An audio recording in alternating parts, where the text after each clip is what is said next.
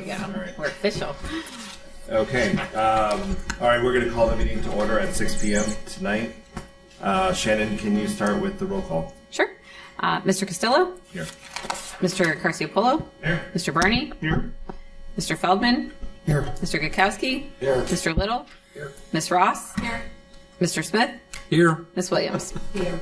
Thank you. All right, thank you. And did everyone get a copy of the minutes to review? Yes.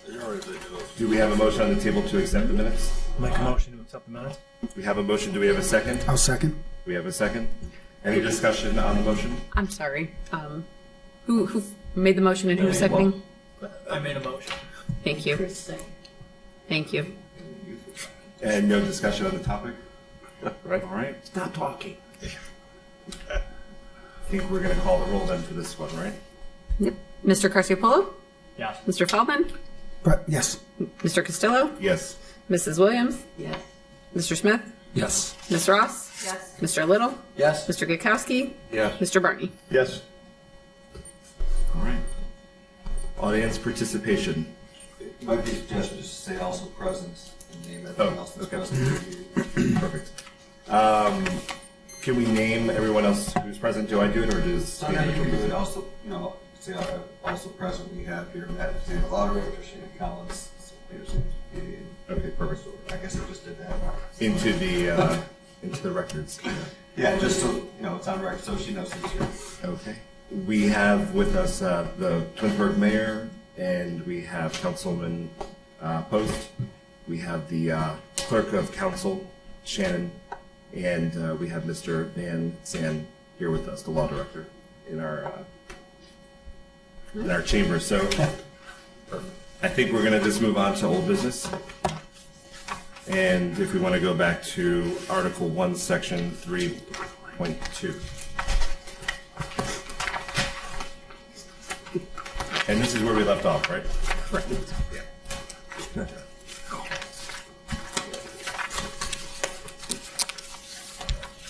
Tonight, do you want to say anything on the topic? Yeah, I can introduce the changes before you. Before we get to that, I know there was some discussion about, I believe it was Article 1, 101 and annexation. We're still digging into that. We understand what the commission was after there, but we're doing a little bit more research and looking at what some other cities have and really how best to clarify that if we need to do anything on that. So that'll Shannon and I have kind of set that one to the side to come back to a little bit later. But for tonight's old business, we put together what we believe is a red line in front of you that captures the heart of the discussion we had and should at a minimum be a good starting off point here for a discussion about this. So I'll just kind of hit the highlights, Mr. Chair, and then I'll kind of pass it off to you guys to discuss what you see before you. So first and foremost, the format of the presentation here, you'll see it's 2 pages. What we did here is we have a red line, and then after that, we have a clean copy at the end. So you can see the language without all the noise of the red line in front of you, which is indeed done in blue ink. But so what we took from our last discussion was that we wanted to explore what it would look like if we based it on population figures that were triggered by U.S. Census data being released, which happens every 10 years, as we talked about. So what we did here was we took a look at all the different sections, and as we discussed during our last meeting, or I think I had maybe offered, I believe that switching to population would also allow us to cross out a lot of information in here that we wouldn't necessarily need. And at least the first draft here, that was true. So Section A, and I'll kind of go along through this briefly here. Section A sets out that the ward boundaries are redrawn by a districting commission, so we've kept that mechanism in there, that there is a separate commission. It's the same name, the district commission, that meets once every 10 years to review the census data that is released, and then that districting commission has 1 year to convene and then to make its report to council. So it's pretty basic. Then we kept in B, section B there about what the composition of the commission is. We added that the commission shall file with the clerk the report for their recommended plan. It's kind of a less an add and more of just kind of an adjustment there. We're moving that up into section B. We then deleted C as we believe that would be superfluous here because section A sets forth what the districting commission would do. And then finally, you look down to procedure. We kept in, and this is what the red line language in there that we stole from another section was, that council does still have the authority to amend or delete the report so long as they do it by a majority of the council members. So that would be 4. And then if you flip to the second page here, under effective enactment, again, looks like an ad, but we just kind of moved that around there, and we put in the council has 180 days to adopt the districting commission's recommendations or amend them 180 days prior to the regular municipal election, which is the election that's held in November. So pretty basic. I mean, really, section A is the heart of the change, where we switch it from registered voters to population. So at that, any questions, be happy to answer them, and if not, I would ask that you discuss it amongst your commission.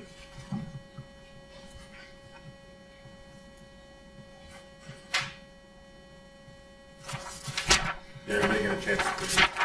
I think everyone's reading through it now, right? The quick version. Yeah. Yeah, and while you're reading that, I'll add just generally, we had a pretty quick turnaround time on last meeting to this meeting. So I do apologize that you didn't get it till late this afternoon. But in the future, we're obviously going to try to give you a couple days to be able, even with our timeline, we'll get red lines out to you a couple days in advance so you have some time to look at them before you come. I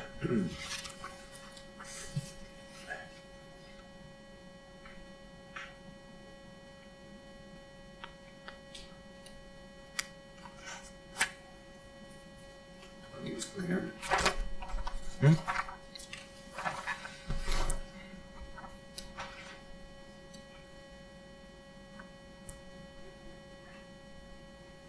Yeah, it eliminates that, and Mark, you had some experience with this.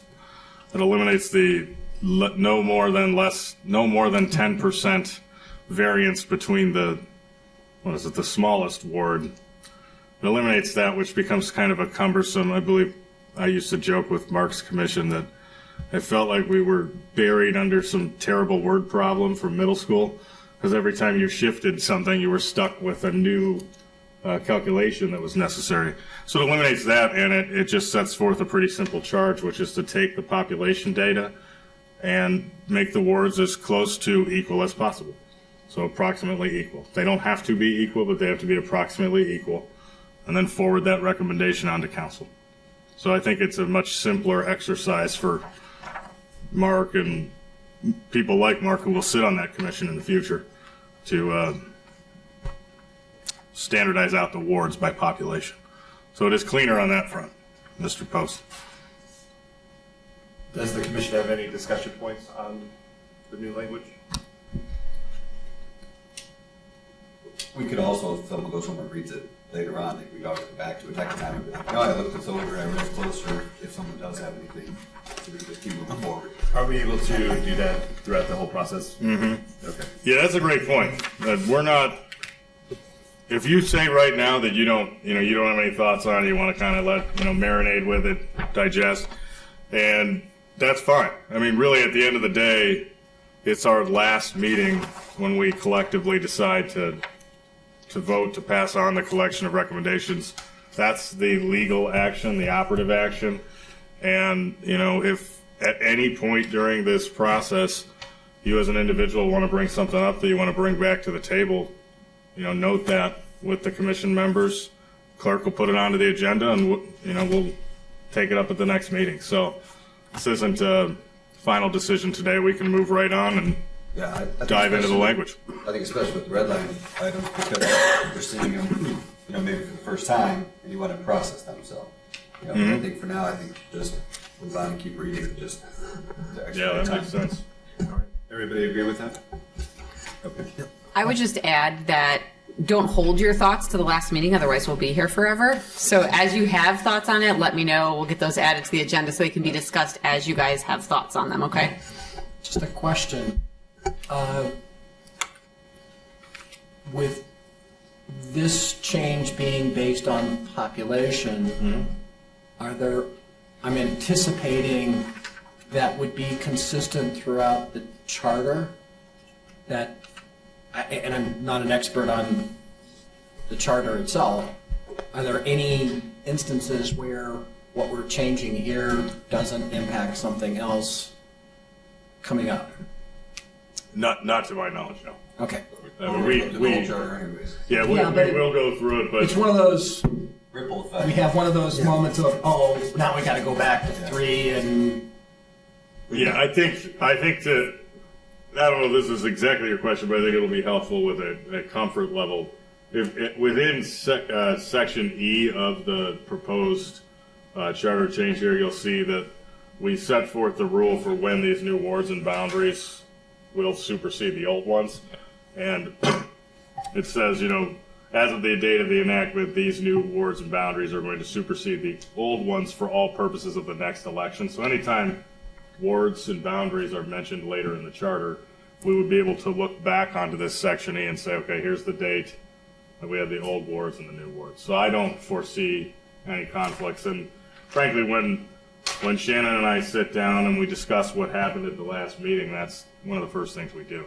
We think about what is the change that you guys are asking to see a possible draft of, and then we say, okay, well, is this going to create a nightmare, down the line here in articles so and so, and we check that to the best of our ability. But if you spot anything, feel free to shoot Shannon or myself an email, in between our meetings, and we'll come back just like we would if you want to bring back an old amendment we were talking about. We can talk about that and address it. So it's a pretty big change in concept, going from voter to population. Yeah. That's why yeah. the question.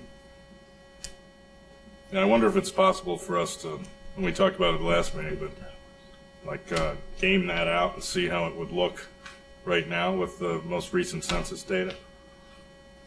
I can try. I mean, I don't know. Anybody a statistician up here? I'll get with Greg. We have one, I guess. We have one. So, but that's a great question. Okay, moving on to new business, picking up at section 3.3, article 6. Figure that we give our law director a little bit of a break this time around and ask for any volunteers to read this section for us. Anybody willing to read the section? Just call on someone. Were we on 6? There we go. I thought we were at 3.03. No? That's why I thought we were. 3.03. Janet? 3.2. Mr. Post?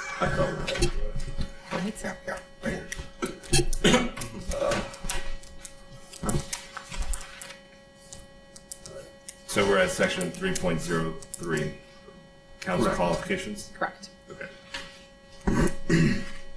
Page 7. Thank you. I said I'll read, okay. Section 3.03, council qualifications. In addition to the qualifications contained in section 8.04, a council member elected to represent a ward shall have been for at least 1 year immediately prior to the date of the council member's election, and during the council member's term of office shall continue to be a resident of the ward from which the council member was elected, or a resident of the territory annexed thereto, or a resident of the territory affected by redistricting. Whenever ward boundaries have become amended, the same shall take effect at the earliest period allowed by law. However, no council member shall be displaced thereby, and such council members however, shall continue to serve the original ward district from which the council member was elected until the expiration of the councilman's term in office. Any sitting council member who has 2 years or more left on their current term shall be prohibited from running for a different council seat without first resigning his or her current seat on council. Such resignation shall take place prior to the council member filing petitions with the Board of Elections for the new council seat.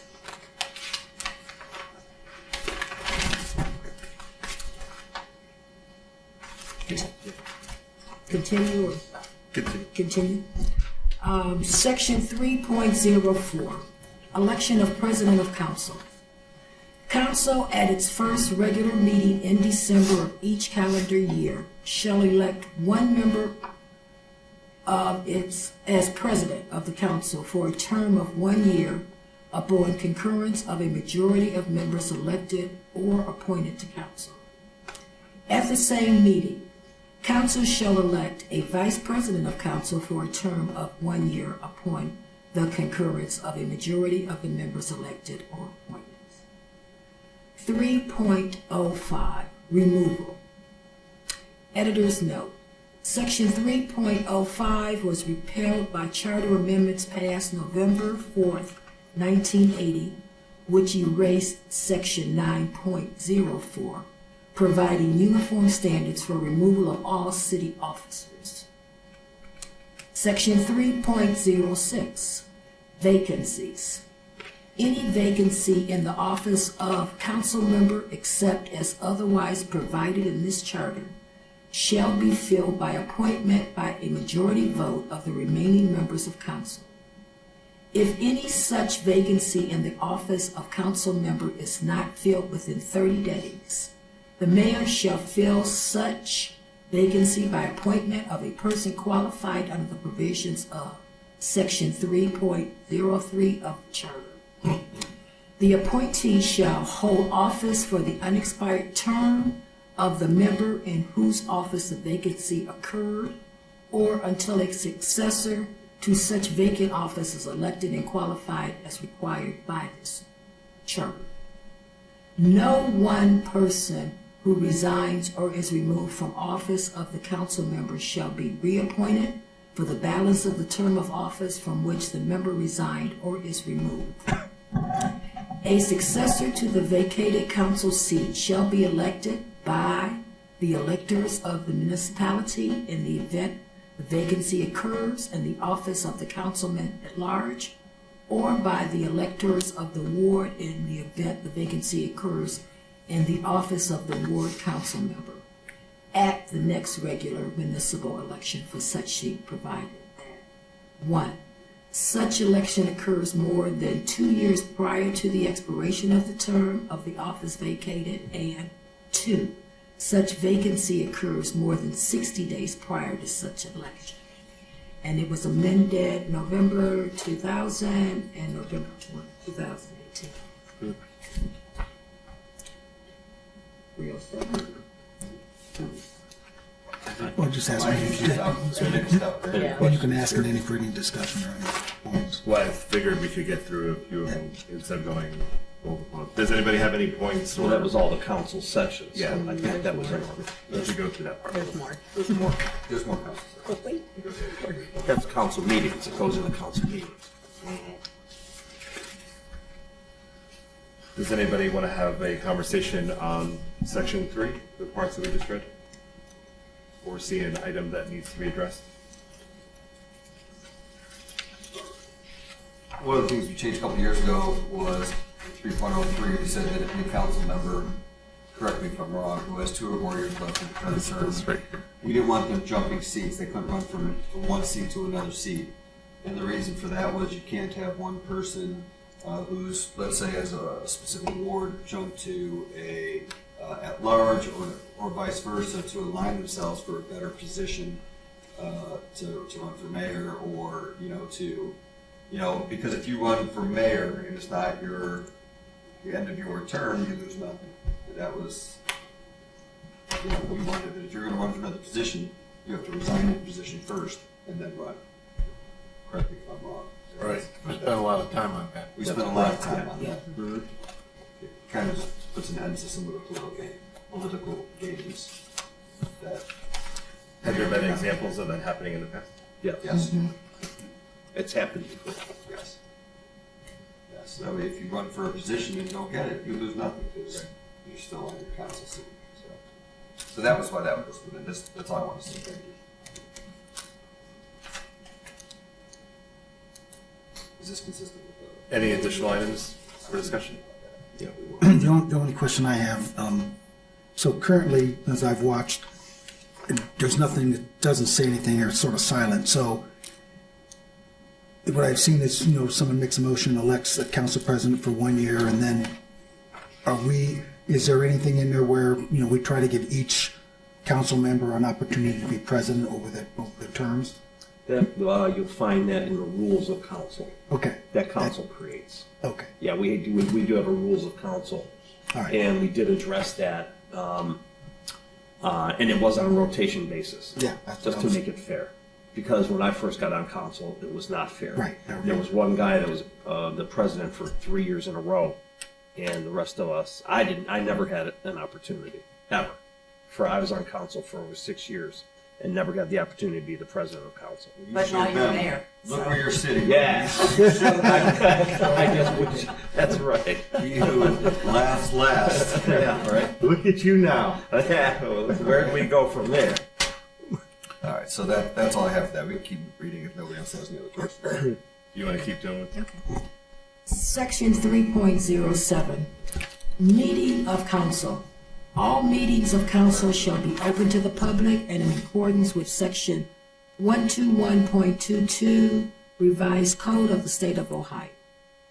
A, regular meetings. At the first regular meeting of council in December of each calendar year, the council shall convene and organize at the council chambers of the city. Thereafter, the council shall meet at such times as may be prescribed by its rules, regulations, or by ordinance, except that it shall hold regular meetings on the second and fourth Tuesday of each month, providing that when a regular meeting date falls on a holiday or holiday eve, council or due to other extenuating circumstances, may by motion reschedule such meeting date. Meetings shall commence as close as possible to the published starting time. After the first meeting in July, the council shall not be required to hold another meeting until the last scheduled meeting in August. This was amended in November of 2001. Special meeting. Special meetings of the council may be called in accordance with and as provided for by the rules, regulations, or bylaws adopted by the council. In absence of such provisions, special meetings may be called by a vote of the council taken at a regular or special meeting thereof, or shall be called by the clerk of council upon written request of the mayor or 3 members of council. Any such request shall state the time, place, and date. Therefore, and the subject or the subjects to be considered at the meeting, and no such special meetings called at the request. I think I missed something. Shall be considered the meeting, and no other subject or subject shall be considered thereat. Notice in writing of each. My glasses, my iPhone, turning into me. Let's see, where am I at? Notice in writing of each meeting, such special meeting called at the request of the mayor or the 3 members of council shall be given to each member of council and the mayor by serving on each of them personally or by electronic mail at their email address provided to the clerk for city council business, not less than 12 hours preceding the date and hour of such meetings. Service of such meeting may be waived in writing, and this was amended November of 2000 and again in November of 2018. A quorum. Section 3.0. 4 members of council shall constitute a quorum to do business, but a lesser number may adjourn. This was amended November 2018. And then we have section 3.09, rules and journal of council. A, rules and journal. Council shall adopt its own rules, regulations, and bylaws, and shall keep a journal of all its proceedings. The journal shall be open for public inspection at all reasonable times. The voting upon any ordinance, resolution, or motion shall be by roll call, and the vote of each council member shall be entered upon the journal. Council shall elect its own committees, and committees shall elect their own chairpersons. No committee shall consist of more than 3 council members. Clerk of council B. The council shall appoint the clerk of council. The clerk shall attend all regular and special meetings of the council and keep a record of its proceedings and all rules, bylaws, resolution, ordinances, and motions, passed or adopted, which shall be subject to the inspection of all persons interested. The clerk shall authenticate all records, documents, instruments of the city of which authentication is proper, and for the purpose shall have and use a seal, which shall be the seal of the city. Failure to affix the seal shall not affect the validity of any instrument. This was amended November of 76 and then again in November of 2018. All right, does anybody have any discussion on section 3.7, 3.8, or 3.9? I got a question. Where it says rules journal, what specifically is meant by we keep a journal? So it says the council shall adopt its own rules, fair, I understand that. But keep a journal of all its proceedings. Is that just the minutes? What does that mean that we keep a journal of all of our proceedings? Is there a specific, like, physical journal? You can Is it answer that Want to answer that? No, I think you should.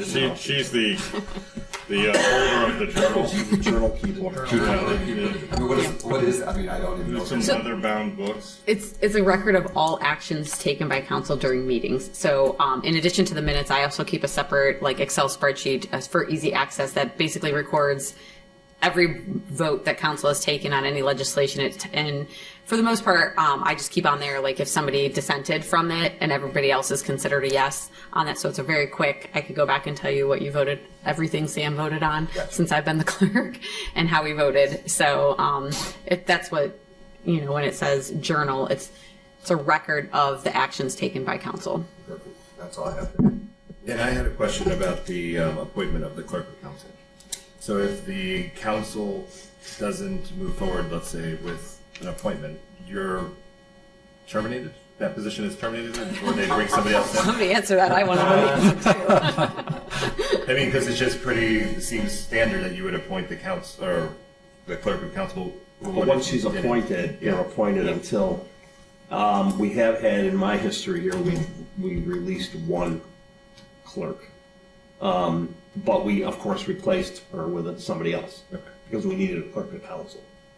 But that's only had in 21 years. I've only seen it happen one time.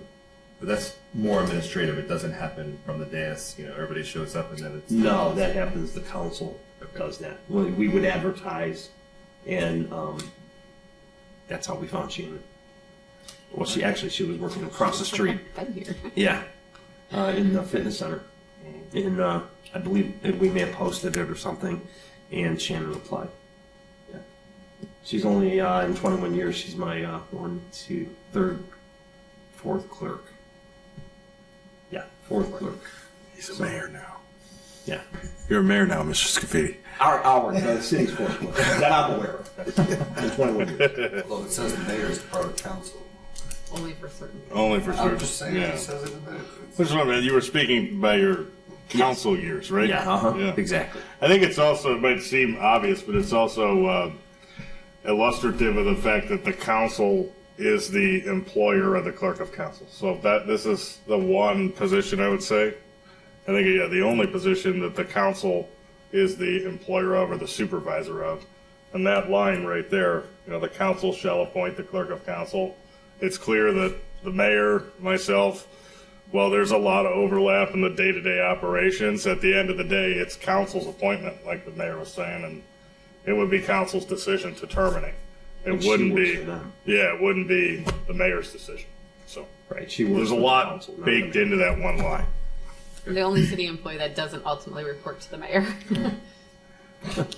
No, she's telling me what to do. Some days. Ironic, she's the little mayor. Right?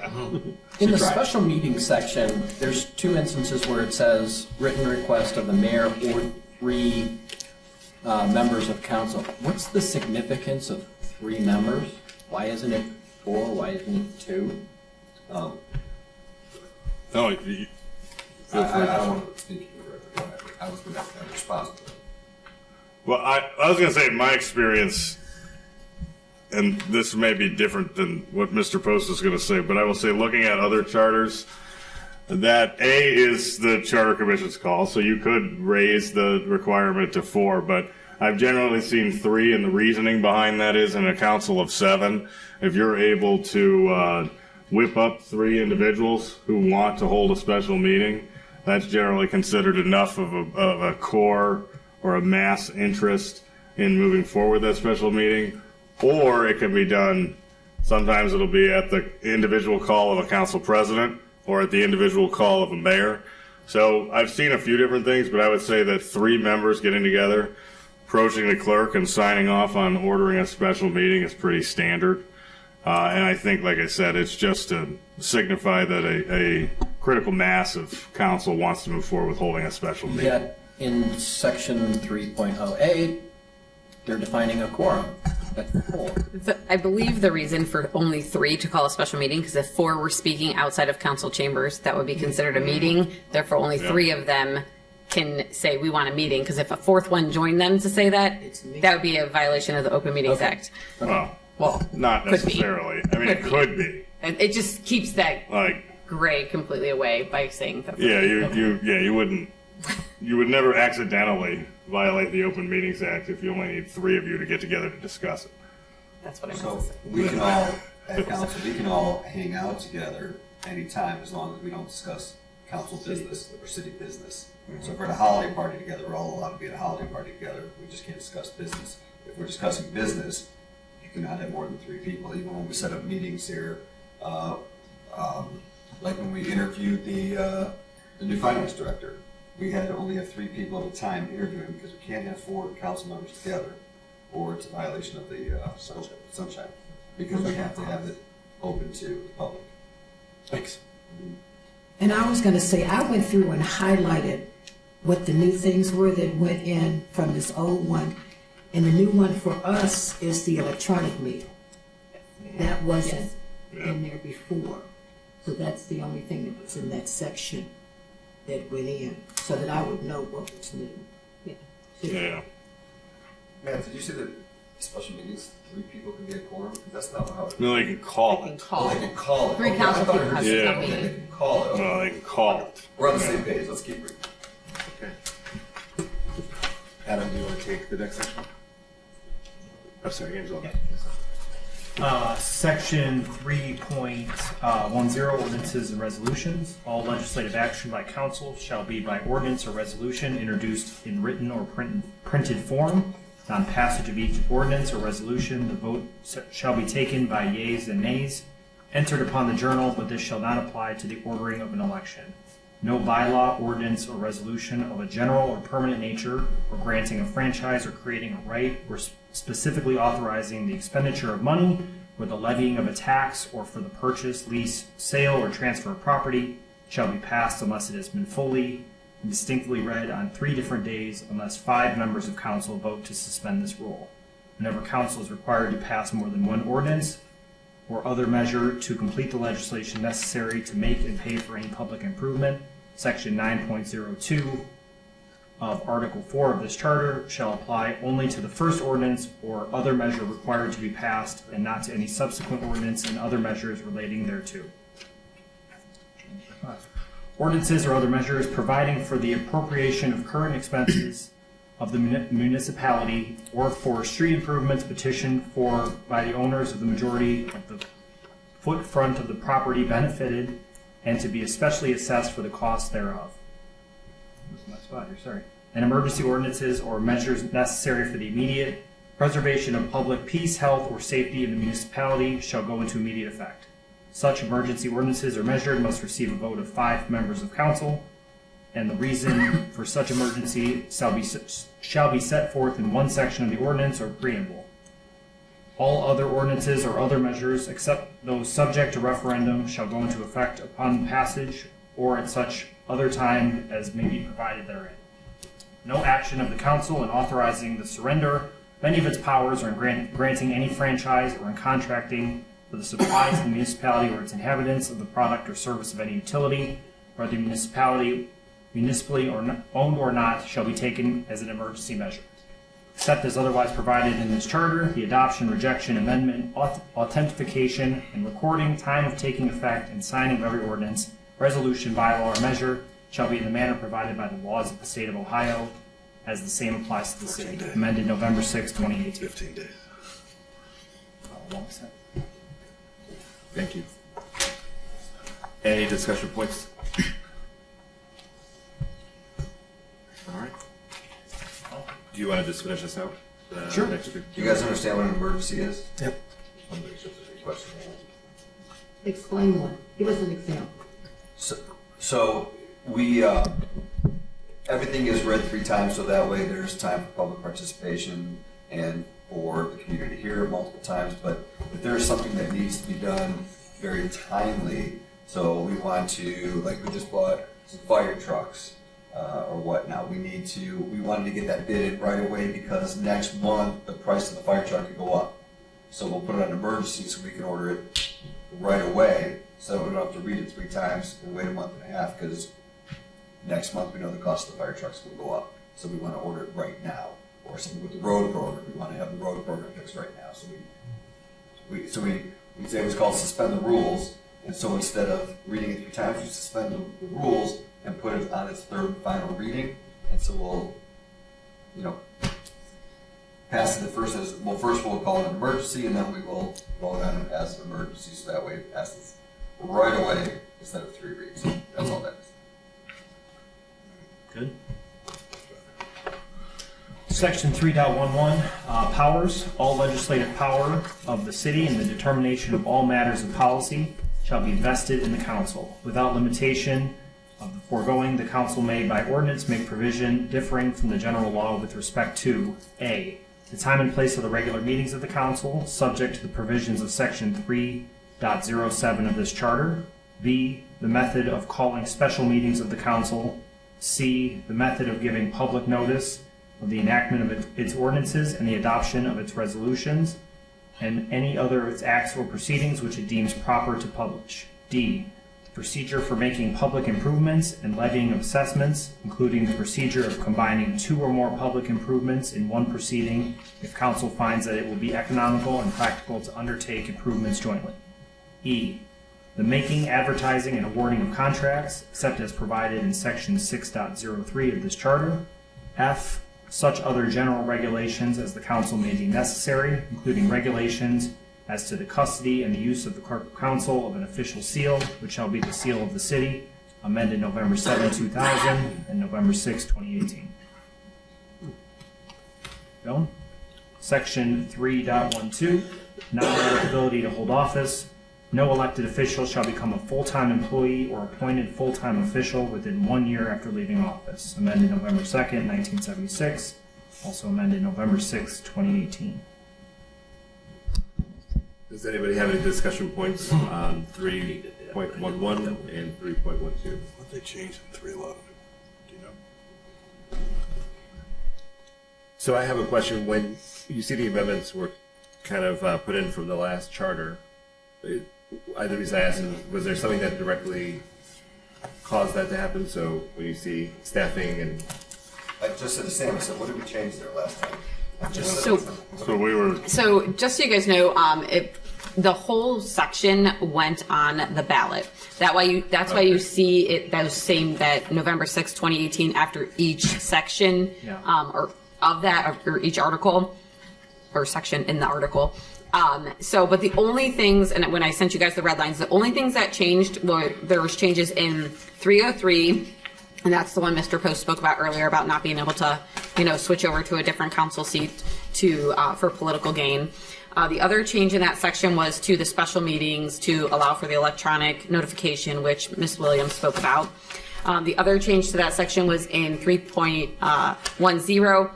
The only thing we changed was in the second paragraph, instead of, we crossed out involving and said, or specifically authorizing.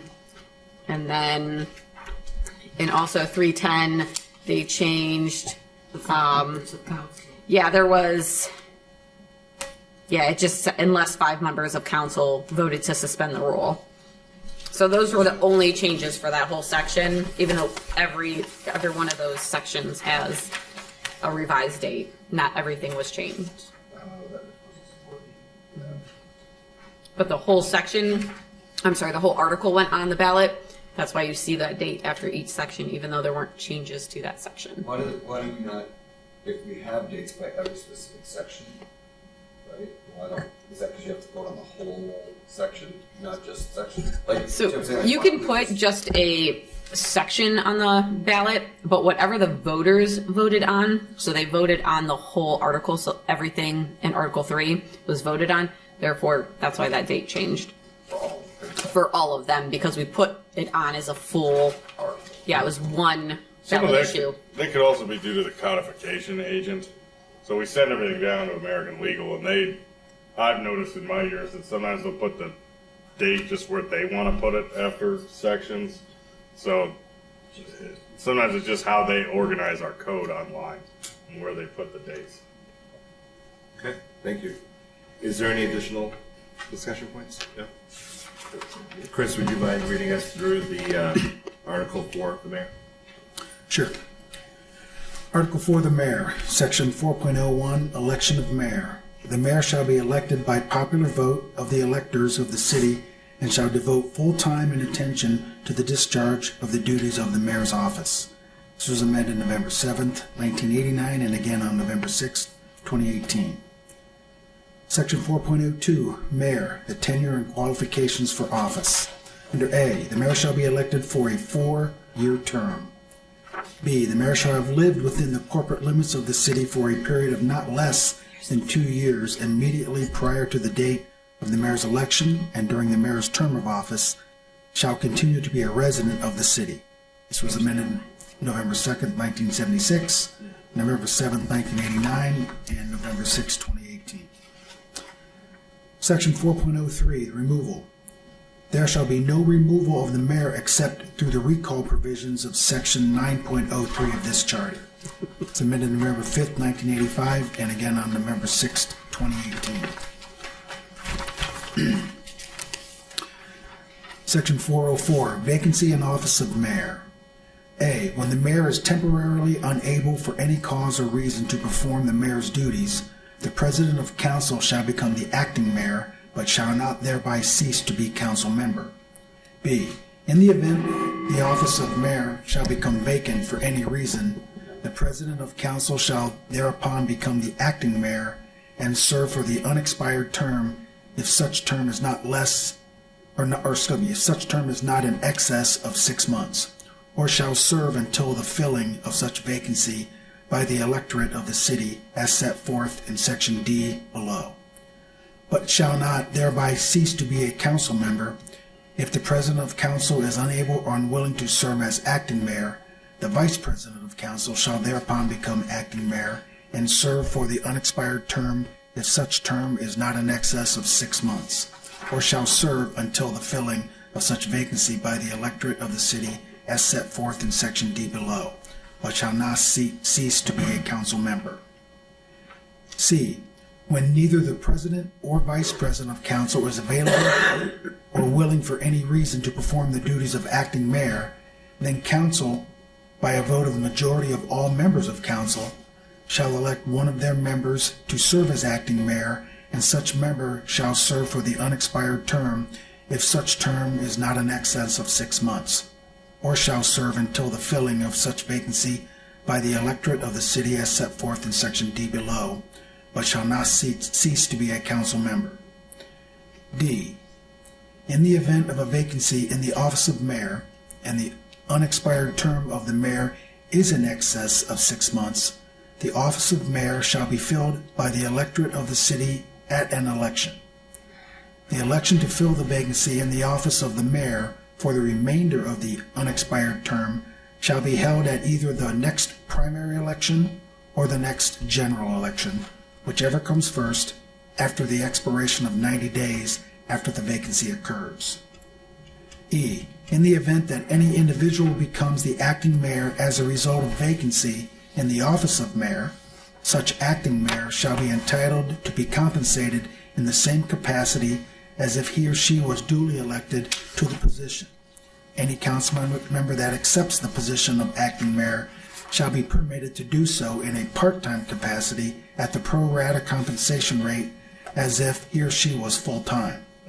However, anyone serving in the capacity of acting mayor shall only be entitled to compensation as acting mayor and not council member.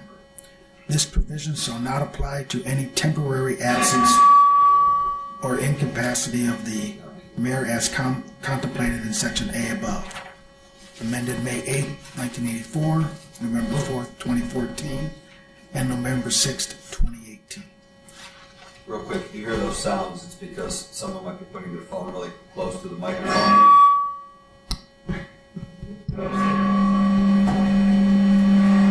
So if your phone is by the microphone,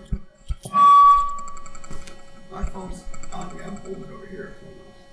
Apple Watches. Apple Watch. Oh.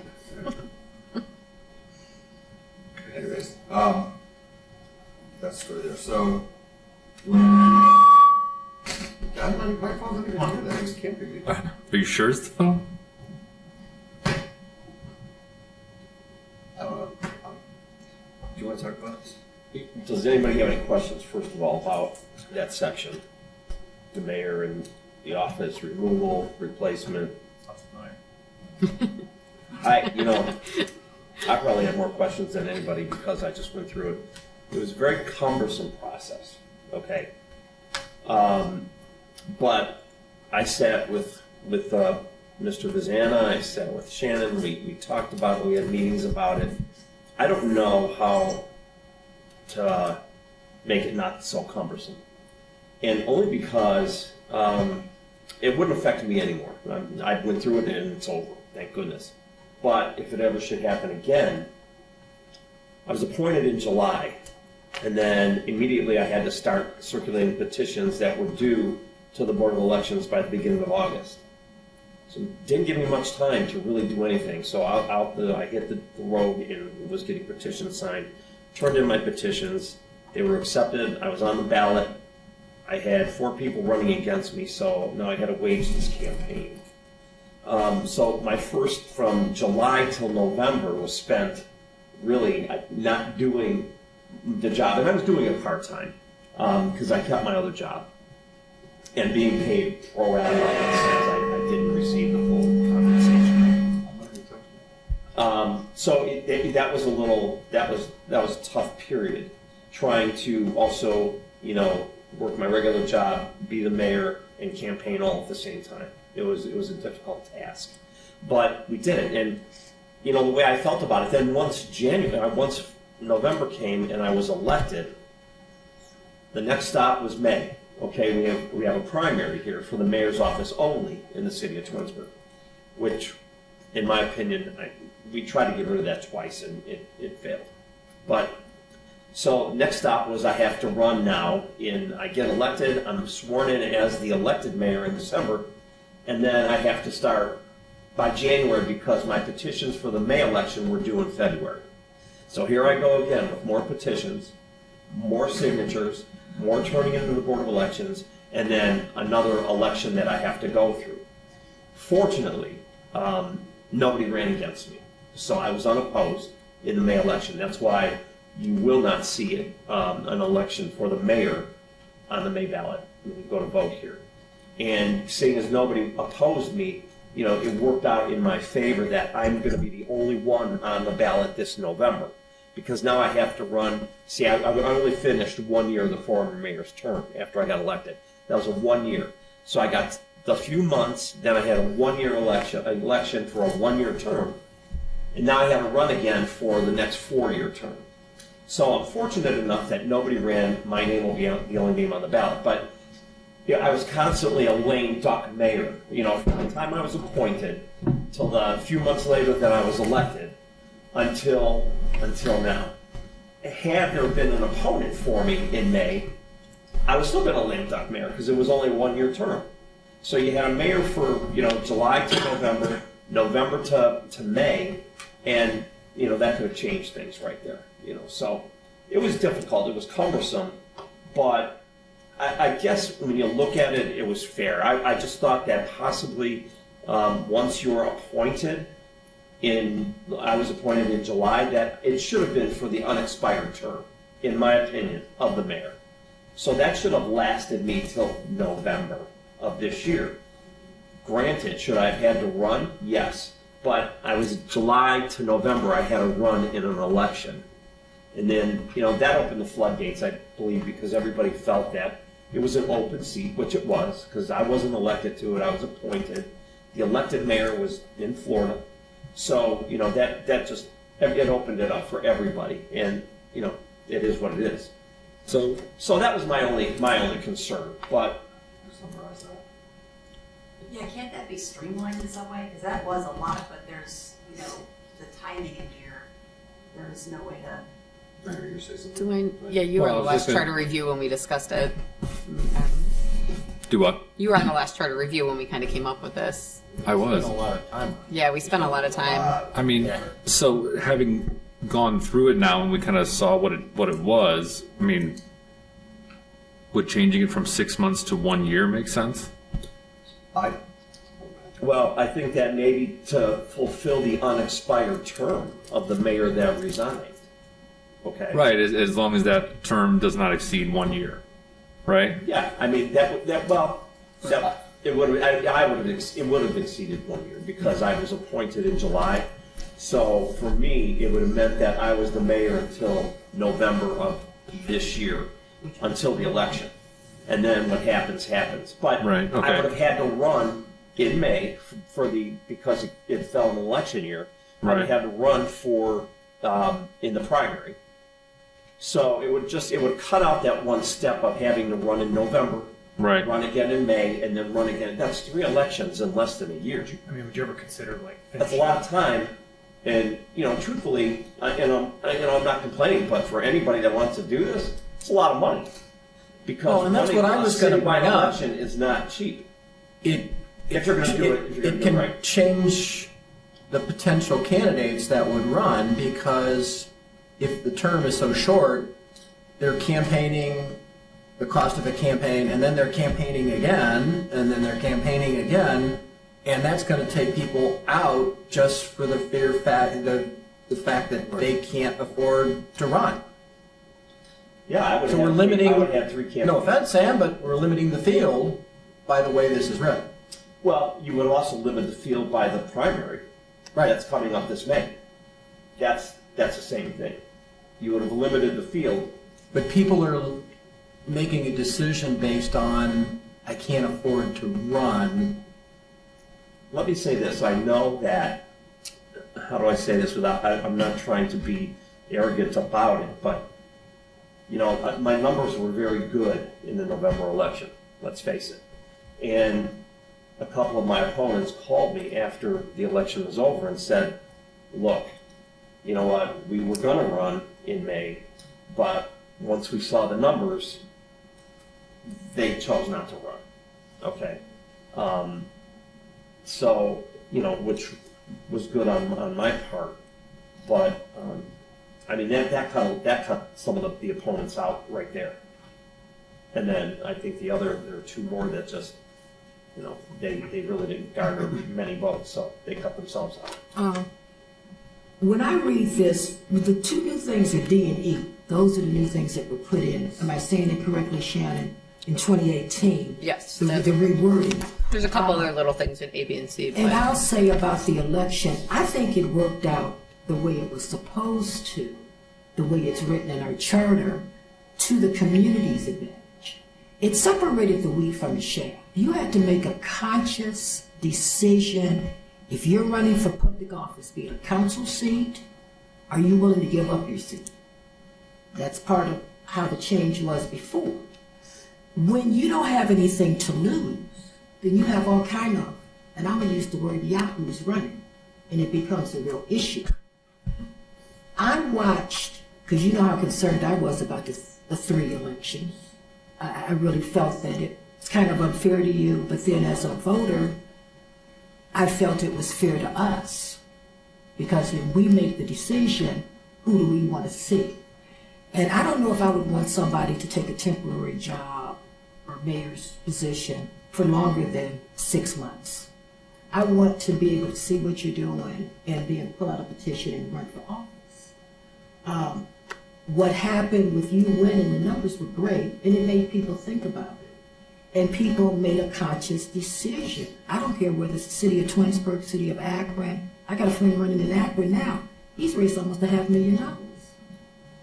And, you know, it costs to run for public office. Mm-hmm. So you have to make that commitment and decision if you're going to do it.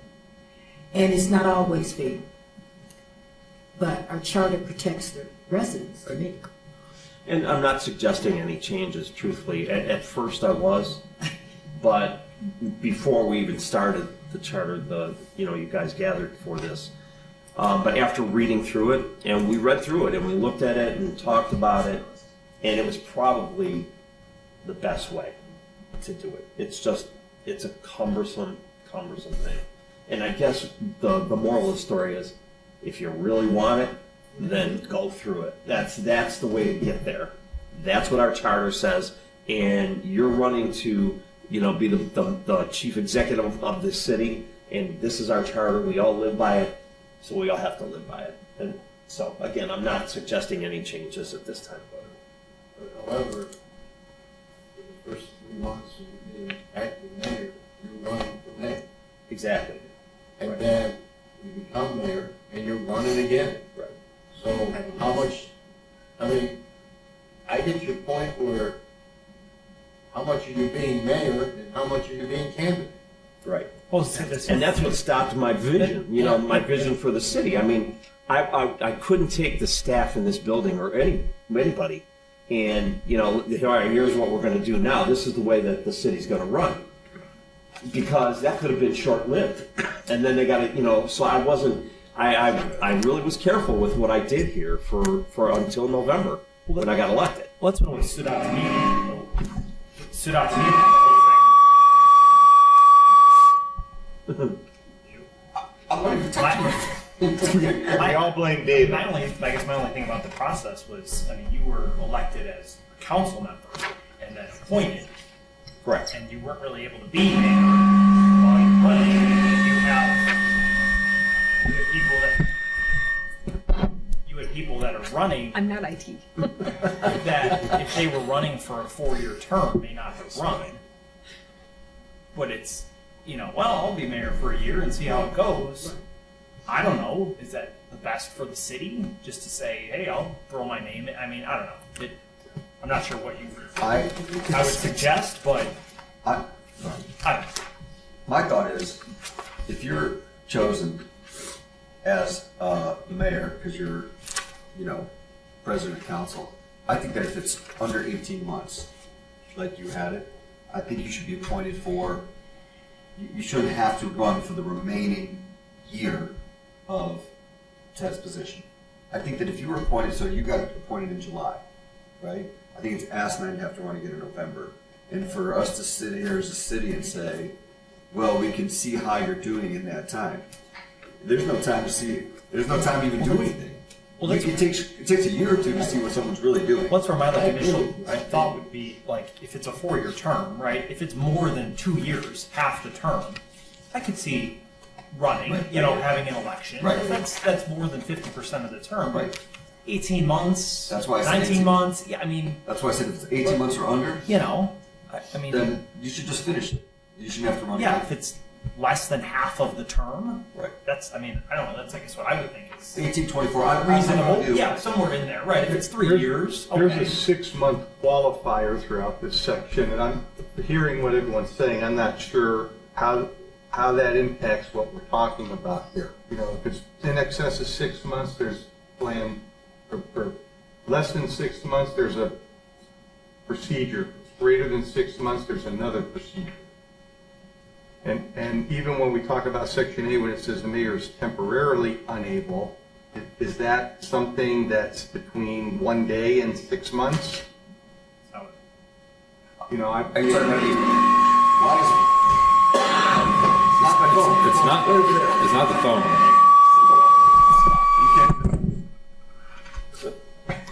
Right, that would be. So I think A, B, and C simply refer to, and I think A, B, and C repeat it over and over and over because it's simply going from the president and the vice president. So if the mayor, when Ted quit, it goes right to the president of council. If the president of council doesn't want it, it goes to the vice president. If the vice president doesn't want it, it goes to the vote of council.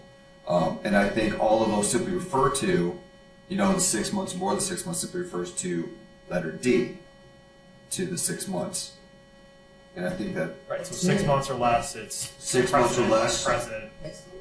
Right. I think though, seeing it real time, I don't agree with it. I think it should be 18 months. And I think the problem is, you come in as mayor, and we had this conversation. Anything you want to do, you can't really do because will you be viewed as the mayor? Will you, oh, you only got 3 months. Let's just wait to see what the next mayor is going to do. And I just, it puts you in not really good control of the city, in my opinion. Not that it wasn't, but I think that if you got an 18-month term, all right, let's see what I can do now in 18 months. I agree. Well, that's what I'm saying. Is yeah, it's partially okay. It could be viewed as good for the city because you're bringing other people into the mix, right, to find the best candidate possibly. But it's also, are you not able to do what you're doing in the city because you're running? So, But to that point, he already is an elected official. yeah, that's what I'm saying though. Yeah, So you're he choosing was, someone from council that already is, so the people already did. somebody change. was already elected, whereas Right. the other So it's not like 4 or we're- 5 people, they don't have any other obligation to this. They weren't elected for anything. Anybody could throw their name. The upside to that is that I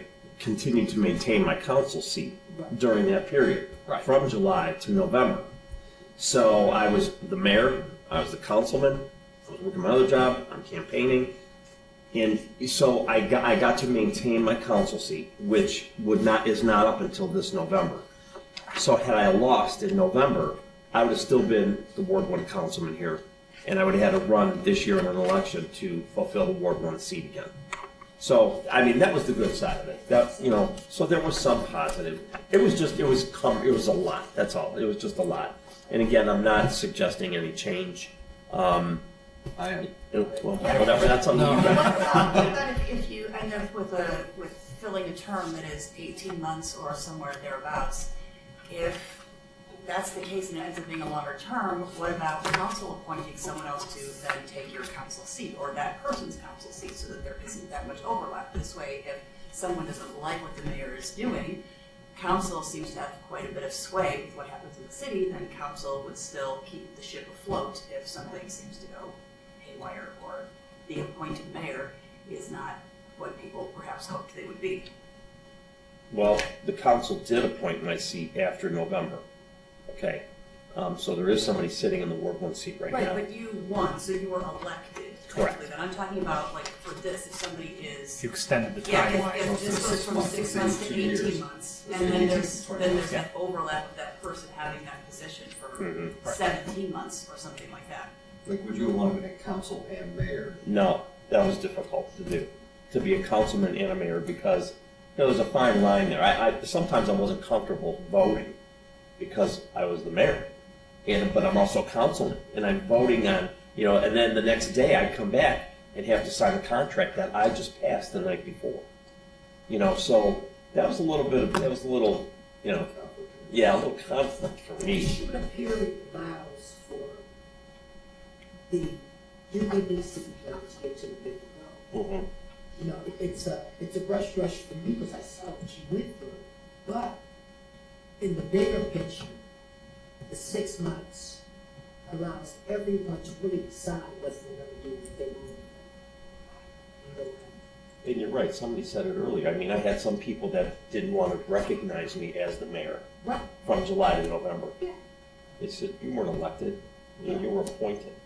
Well, okay, I understand that, but the fact is, I am the mayor, no matter how I got here right now. But I feel like there's something to be said about you were an elected council person and president of council, whereas They didn't pick you up on the street. any John Smith could have thrown their name in the hat to run against you. But we did have that.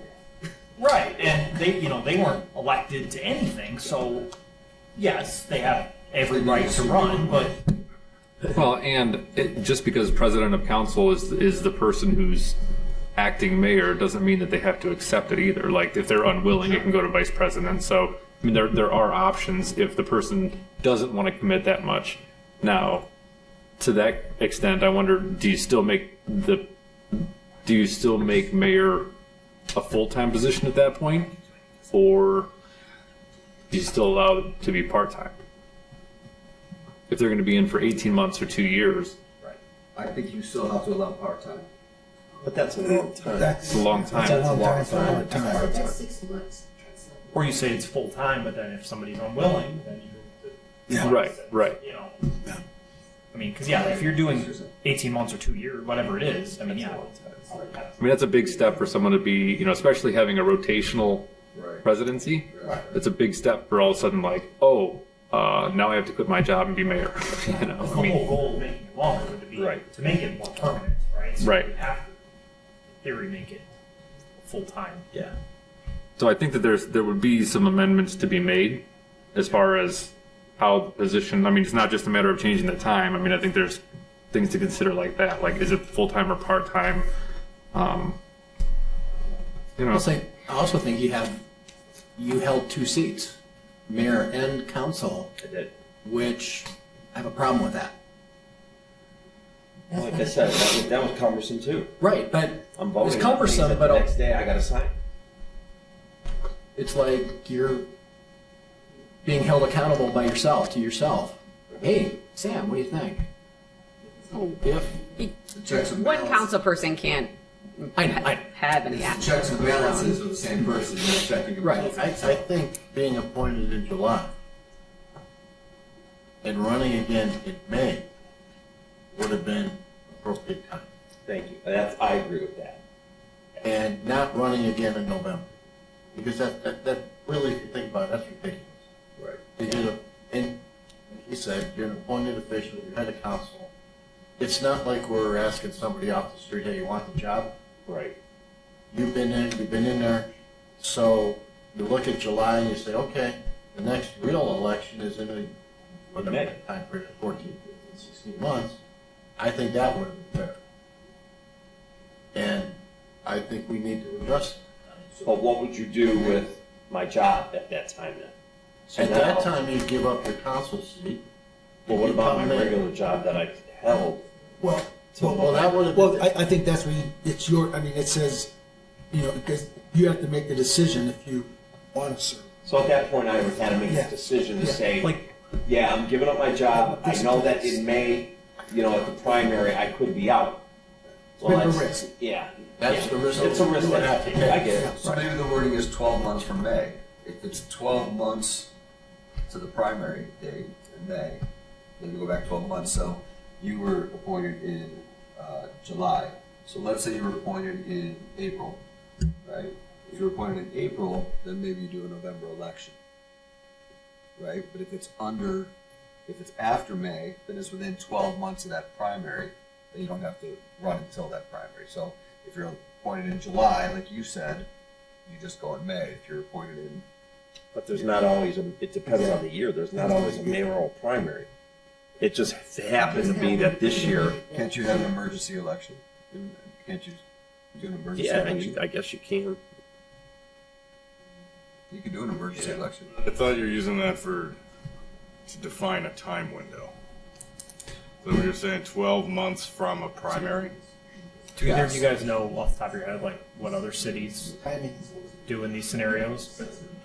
I don't know off the top of my head. We can take a look into it. Okay, I was just curious. This has come up in anytime recently with other cities. She might be able to get something here. Actually, I don't I even have know, some of this stuff flagged, actually. Let's see. So Aurora states in the vacancy of the mayor, if the office of the mayor shall become vacant for any reason, the president of council shall thereupon become mayor, and that the person's position as a council member shall become vacant and shall be filled by council as soon as possible as provided in section 3.03.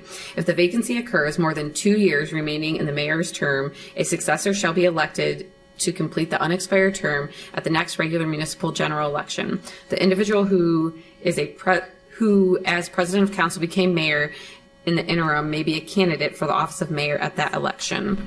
So that's Aurora. So it's a 2-year time frame. So that's more than half the Aurora. term left. So we're 6 months, that's 2 years. Right. Hudson states the office of the mayor shall be deemed vacant in the event of the resignation, death, removal from office, disqualification, or inability to perform or not having performed the duties of the office of mayor for a period of 60 days or as may otherwise. Ceremonial mayor. Yeah, so maybe we shouldn't refer to that one. Sorry, I just referred. The city manager government or government. All right, so Macedonia. Talking about doing and getting rid of Sam like that. Macedonia, section 3.04 states that in absence, when the mayor is absent from the municipality or for any other reason unable to perform his duties as mayor, the president of council shall become the acting mayor, and while so acting, shall have and exercise all the powers of the mayor, but he shall not thereby cease to be the president of council.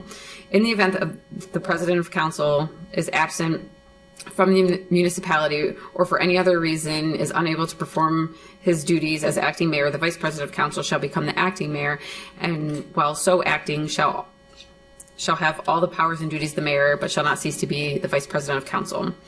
Then it continues the vacancy. If the office of the mayor becomes vacant, the president of council shall forthwith become the mayor and shall be qualified to fill said position within 30 days after the date of the vacancy occurs, as such date is deemed by council. The vice president shall become the president of council. The vice president of council is also qualified to become mayor if for any reason the president of council fails to qualify as mayor.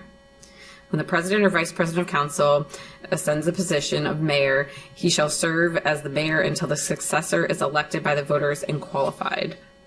Providing further that if the vacancy in the mayor's office occurs within the first 2 years of the 4-year term, council shall forthwith pass legislation fixing a special election of the office of mayor in order that a mayor shall be elected by the voters of the municipality of Macedonia to serve during the remainder of the term of any mayor who is for any reason unable to complete his term. So it's 2 years. 2 years. So they use the halfway mark. I like how they worded that. Yeah, that one was worded, like spelled out things well. Language would be- I mean, yes, Solon's is really long. Do you guys want me to read it? Yeah. You guys have. I'm okay. I was just curious if, like as an example, so. I think both of you went through this insane. I agree. I thought it was nuts, though. Well, yeah, it was. Again, I had no planning whatsoever in the So- office because I didn't know how long I was going to be here. So that's one say that they're going to be mayor and still president of the council? They have to resign. They have to resign as president of council. Which I did resign the presidency as well. I was only the ward councilman. Okay. I did resign the president. But it says they're still on, they resigned for the council seat or they resigned the presidency of council? I thought it said remains the president. I thought it said you said remains. They defined it 2 separate ways. They defined it as if it's just absent and then a vacancy. So they defined them as an absence. So if somebody has, I would say if somebody has a medical procedure and is unable to do their job, I would say absence comes into play, how they defined it. If somebody resigns or, then you get the vacancy and you follow the vacancy rules. So it differs between those two. You can, if it's an absence, you can still be your council. It's like ours is vague, but temporarily unavailable versus vacant. Yeah.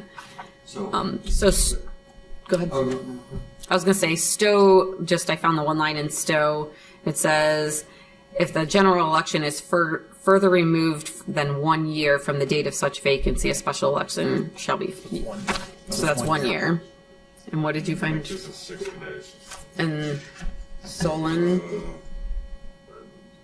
Well, none of them are 6 months. So I would say so ours is clearly different. To fill shall be held on the first date authorized by the DOE occurring 60 days from the date. no, so Solon's is 60 days. So like, no one's consistent. Okay. So everyone's a little bit unique in how they want that to be taken care of. Home rule powers. Remember that? That's all right. I'm going to hold you on that. So what, So what do you guys want to do? Do you want to? Do you want to think on it? Yeah, I mean, I got full-time, part-time, 18 months, keep the council seat or not. I mean, I think we've thrown a lot of things out I there. think 18 months is the council.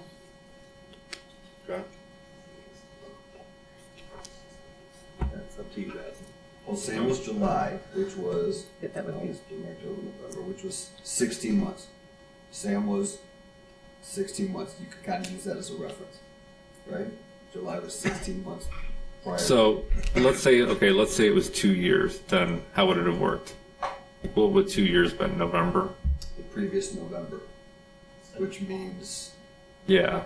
So Would a In less than special- 2 years. well, no, because you could get it in May. It would be time for a May. There would be a special mayoral election. Be a special So it wouldn't be mayor. a special calendar election, but it'd be a special election for a 2-year term. And you'd hold that, and then you'd run in the primary. Because don't forget, in changing this, we have a primary for the mayor, so you would have to have a primary in there somewhere. So it wouldn't be a full, like he said, 16 months. I would have still had to run this May Yeah. and open it up to anybody that wants to run in the primary. Right. So it's not. To then go on to the They November would ballot. have been in office 10 months, and you run in the park. Right. Right. You would have been less Better than than, running in 4 months. That's right. So even if it was 2 years, it's really, for 24 months, it's really like 18 months, right, until you'd be running But in you the gotta have a primary. We Right. have to have a So you'd be primary. mayor for 18 months, then have the primary. Right. You'd still be mayor until November. but Till the at least- end, right, but they're, right, at the 18-month point, if it was the full 2 years, let's say. Right, and then if you lost in the primary, then you would be a true-land job, then you would. Right. 6 months of not being able to work again. but change the language and you could focus on being a mayor. Dwayne, correct me if I'm wrong. Wasn't there a conversation at the last one about not wanting it to go too long because, there's a lot. I believe that I'd have to look up the minutes. There was something about having it go too long. There was some concerns there also. And that's how you guys kind of landed on this current, what we have. But that's before we saw it in real time. True. Once you see it in True. real time, you go, Yeah. that didn't work. I think real time allowed again for you to really decide this is what you want to do. Because you had to come out to months. You didn't have 6 months plan. You didn't have 9 months plan. You had to make I'm sorry. I said, you had to make a real-time decision. It's easy to sit in the bleacher section, I call it, and talk about what's wrong, what needs to be done, blah, blah, blah, blah, blah. But when you have to put your money and your time on the line, pulling that petition, you need, 50 signatures to get your petition to be valid. That's not a lot. The time-consuming part is the walking, the money, what it costs to run a campaign. And if we drag this out, then we create a whole nother Pandora box. That's just from me being involved in politics, and especially around here in Twinsburg the last 40 years. I think that's something to think about in all these communities. The reason why we have the new charter thing about running for office and giving up your council seat, I believe it goes back to problems that we had previously. There is a reason why certain things are in our charter and other cities' charters to eliminate certain problems. I don't say it was the best situation for you, Sam, or anyone else who was running, but I say in real time, we saw how it could work. And it separated, I'm gonna keep saying, the wheat from the shaft. You had to decide. And after the election, I know of at least 2 of your opponents that said, I'm through with this. This is too much money. I don't have the time to give. and I'm going to give him my support. But it isn't, just to play devil's advocate, isn't there something to be said, I guess, that Sam couldn't be mayor? He was an elected council person, wasn't able to be mayor because he was campaigning against people that literally were in it for 1 year. They could have won in it for 1 year and be like, yeah, I don't like this. Like just kind of, That's the chance you take when people run for office. The chance that you take that you may or may not get elected, whether you hold the seat, because we had, 2 members running for mayor that had council seats during this last election. Again, you decide what you're willing to give up. I look at it as giving the person to be mayor in that time. I don't look at it as running. I want the person who's appointed to be mayor in that time period, not run around getting signatures and trying to elect. That's my opinion. But see, council runs the city to me. Well, yeah, but the mayor is a supervisor of all the administration of over all the departments. Yeah, So if he's out here trying to get signatures and, doing the, I mean, what he needs to do, he's not going to be working with all the supervisors of the various departments. Not going to have time. If we decided to run for mayor, if I decided, you'd be running again. I mean, you'd be doing the same thing. Right. In a short period of time, you'd be running. I guess I just see this, I mean, you were an elected council person at the very least, where you have people I could go try to run around to win a 1-year election and not be as serious about it while I'm taking away your time as mayor. I don't know. That's not giving the The other voters thing credit. is that, from July to November, That's not giving the I mean, voters you credit. folks really did get an opportunity to see what kind of mayor I was going to be. You had no clue, still. You were a candidate, not a mayor. I was a candidate, I was constantly a candidate. I was a candidate till, and then I wasn't. Till February, when nobody filed against me.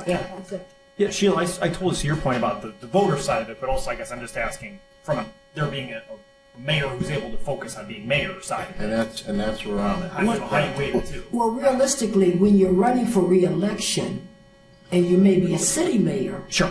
you are going to take away from your job Right. to run for mayor. Sure. I mean, so what you did was no different than someone who was already sitting in a position, if we're honest. Yeah. I'm just saying, I think it takes away from the residents when we start moving things around. That's just my opinion. Okay. It doesn't mean anything. It's worth a quarter. I got you. But I think that the people have the power. The city showed, what Twinsburg showed in this election was they wanted stability and experience. That's how I read those numbers, period. And we had 2 council people running. They showed that they wanted experience and stability. We have to give our residents, our voters, credit for what they want versus extending it out to meet to somebody else's advantage or non-advantage or financial advantage. It's giving the people that are registered voters an opportunity to cast their vote, good, bad, or indifferent. And I think that that's where the issue becomes in. The shorter the time, everybody has to hustle hard. You have to decide what you want to do. Where if it's, what did you say, they looked at you as acting mayor? Sure. And they do. No matter what you did, you still couldn't do but A, B, C, D because you had to run for the position and people had to feel as though their vote counted and you earned it. But don't you think that So, the acting mayor part, don't you think if he got appointed in July and we knew that he doesn't have to run until November the following year, that the acting mayor thing goes away? No. He's the mayor for the next, whatever, You know what, 16 in some months. people's mind, it's still, we didn't elect you. Yeah. Not too bad You for were them. put I mean, there. Some people, I get it, I understand what you're saying. you know, I think So- you're appointed by what's in the charter. time, we should just decide. So, yeah, that's what I was going to get at. Just for your point, they're considered acting mayor until they're elected by the people, that title. Okay, so he'd be So, acting mayor, yeah. but at least that acting mayor part is 15, 16 months. Right. And people are gonna forget, quite frankly, come August, September this year, most people would have forgotten that you were appointed in July. So to Mr. Post's point, it is almost 7:30. We've spent a lot of time on this. I don't know if you guys want to kind of take a quick little, yes, we want to change this section, no, we don't want to change this section. Any Kind of- suggestions that you want to give? Okay, so what do we do us here? To write something To up gather and you can look at it next time. I think, So- how many, I think the first question is how many people want to leave it alone, how many people want to change it with first thought? Right? Yeah. If you, if more than half of you want to leave it alone, there's no, we should It's kind of dead. beat a dead horse, right? Who would like to just leave it alone? Yeah. Do we want to So just one? gather a quick suggestion from everybody, or what's and just for a next meeting? So it sounds like from what I was hearing discussion wise, it's more based on time frame, correct? Fair, It's yeah. the timing of the 6 months versus if it's less 18 than 2 months, 12 years months, 2 years, versus, right, whatever. yeah. Yep. So why don't you guys do this? Why don't everybody shoot me a separate individual email on what you think that length should be, and if you have any additional talking points on that, send me an email. And then once I have everybody's responses, Matt and I will kind of get together and kind of draft something for you guys to look at. Homework. Yes, homework. I will send you an email tomorrow to remind you all also to please do that. I think the fundamental question is, do we want a serving mayor or do we want a campaigning mayor? So you, I want I want a mayor that's serving the constituents, not a mayor that's spending their time campaigning. And what are we gonna do about if he decides to run in 4 years and he has to pull a petition again? And he becomes a campaigning leader? That's Well, the norm. but, yeah, but me as a resident, if, and given the situation, he was appointed, given the circumstances, I don't know if he's a good mayor or not. But I gotta give him, I feel I have to give him the obligation to try. But if he's spending all his time doing other things rather than administering his duties, then, I think we've created that problem. I mean, Let me just add, because I listened to everybody, I think, we've talked a lot about Sam's specific situation, and I think what we need to consider for our homework assignment is, in this scenario, it was rough, we heard it, it was 4 months, he was appointed and campaigning right away and almost had to campaign again. What if it were different where Ted left 6 months into his term? There was, 3.5 years left, and then this appointment happened, and, this would have played out differently where we may not be talking about it as much right now. yeah. So that's to the point that I think Shannon made about us thinking about what changes. We've spent a lot of time talking about what happened presently now, and Sheila had some great comments too, about, what this means given this situation. But I think we have to think about it with different scenarios in our minds. Because if again, if Ted left real early on or something happened, or, So to Shannon's point, we're talking about the timeline. Yeah, What is the time? But then that may alter the process too a little bit. So everyone's going, this is a follow-up, everyone shoot Shannon an email individually with your thoughts on time frame and any other feedback. Sound good? We're gonna stop at 4. Are we stopping at 4:05? Are we finishing 4? Well, here's my question. we're supposed to be You've got through more 6. discussion than I have. If we do it at this pace, right, We won't be done on time. we won't be done.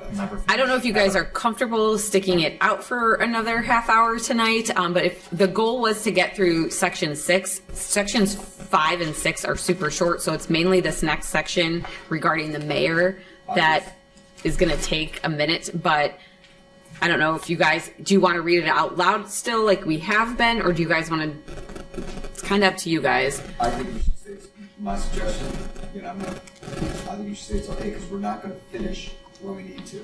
I agree. And we're I got taking nothing something to do. really important. I get it, but I think we need to. Did we get overtime pay for this? Yes, you did. I'll buy you this. I could move forward, that's your Yeah. guys' decision. I can, So, Do you guys, if you look at yeah, 5 and 6 like Janet, yeah, if you guys want to take a minute and, I don't know, it might be faster to read it to yourselves, 5 and give 6 everyone, just goes to the next page. Yeah, we Yeah. That's what 5 and 6 are. director. We're on 12, we're almost done with 12, we want to get through 14. Where were we at? 405? 405, so Yeah. maybe to speed things up. Just we start can- reading here and we'll just keep rolling. Yeah.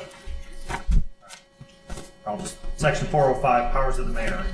Section A, executive. The mayor shall be the chief executive officer of the city. The mayor shall supervise the administration of the city's affairs and shall exercise control over all departments and divisions.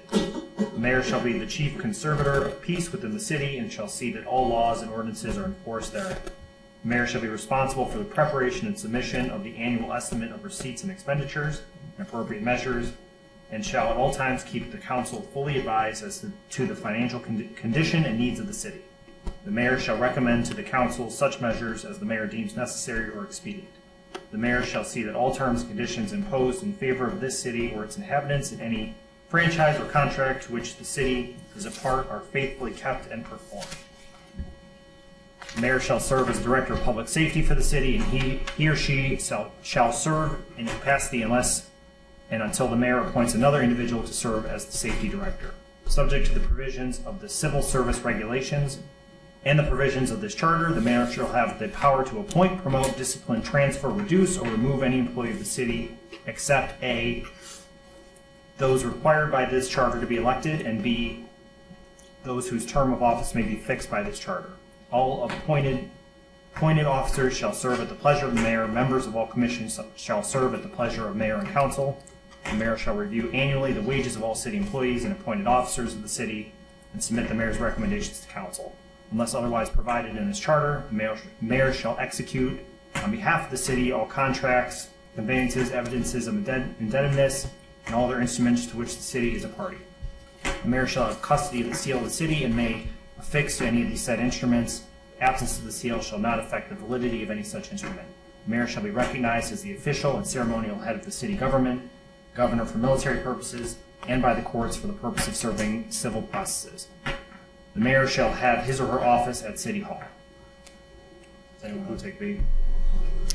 Does anyone have any questions on that one, just so we can? I just, under executive, where it says submission of annual estimate, receipts and expenditures, is that really the annual budget?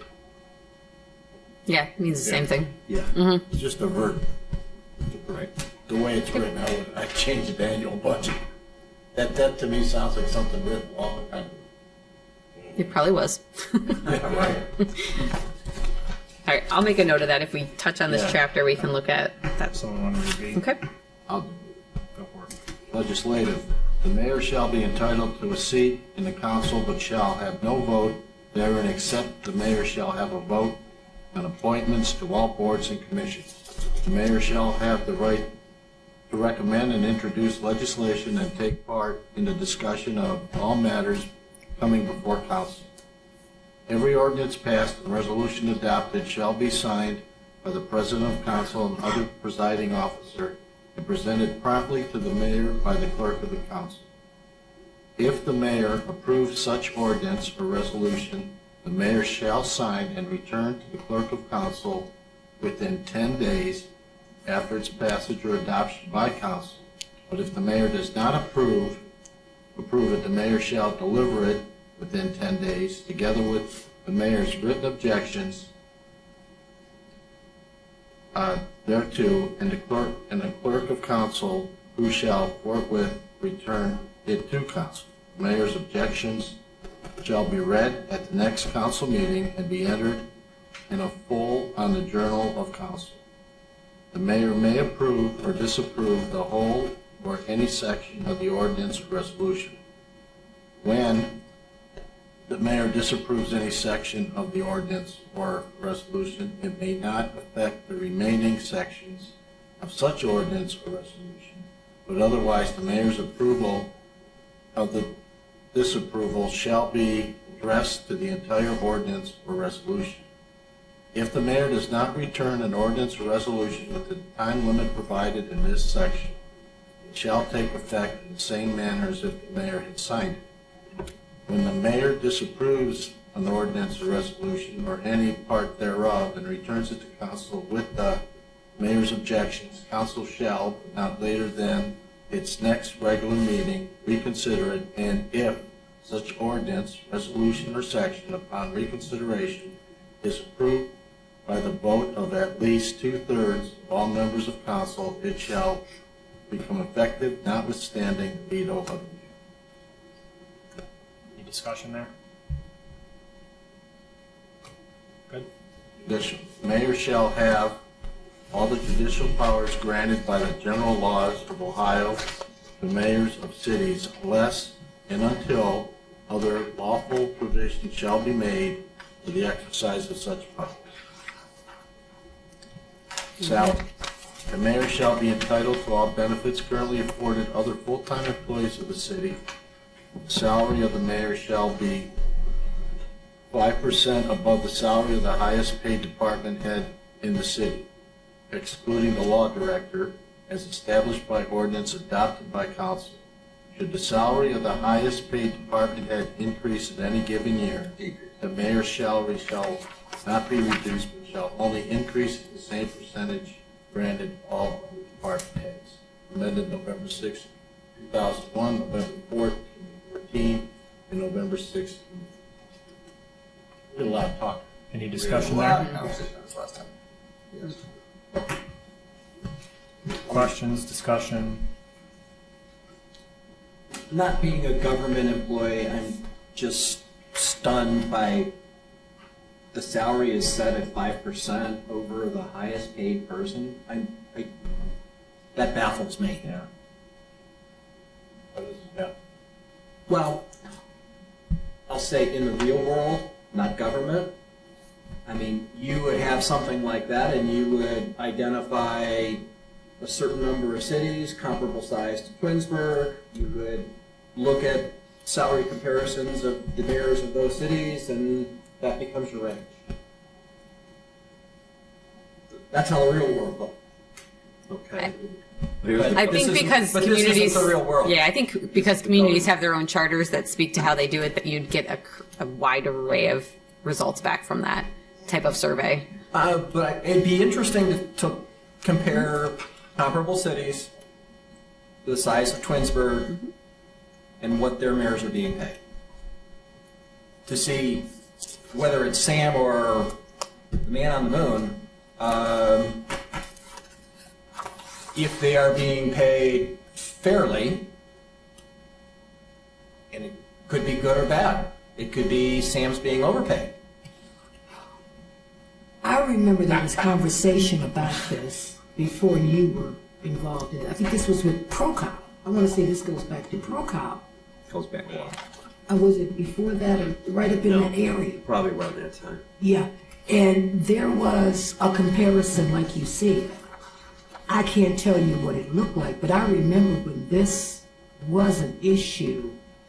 That's valuable information to see if, in fact, the most important person in our city is either overpaid or underpaid. Yeah, and I think we fell in the middle range. I know with the which is where that's kind of where you want to be. Yeah. If you're planning it out. Yeah, with the health department, we do that because I sit on it for the Twinsburg.